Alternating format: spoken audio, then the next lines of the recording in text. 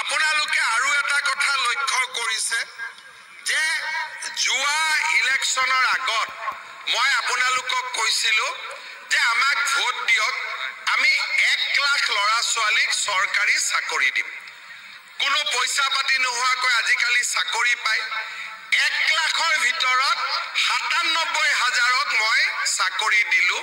আজি মই আপোনালোকৰ আগত কৈছোঁ যে আৰু 50,000 চাকৰি আমি যুৱক যুৱতীসকলৰ বাবে খুলি দিম। আগত 1 লাখ আছিল, এতিয়া 1 লাখ পাৰ হৈ গ'ল।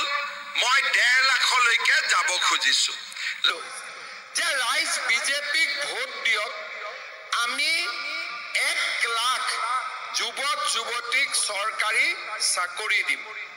মোক কোনেও বিশ্বাস কৰা নাছিলে, বোলে 1 লাখ চাকৰি ক'ৰ পৰা হ'ব, আৰু হ'লেই বা চাকৰি কিমান টকা ঘোষ দিব লাগিব।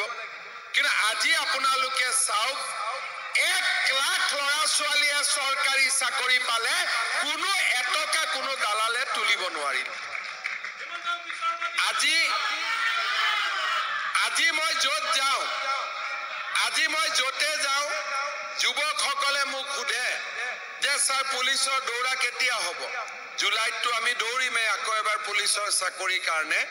কিন্তু আজি মই আপোনালোকক কৈছোঁ যে আগত আমি 1 লাখ চাকৰি দিলোঁ, এতিয়া মই আজি আকৌ ক'ব খুজিছোঁ যে আমি আৰু 50,000 যুৱক যুৱতীক নতুনকৈ চৰকাৰী চাকৰি দিম।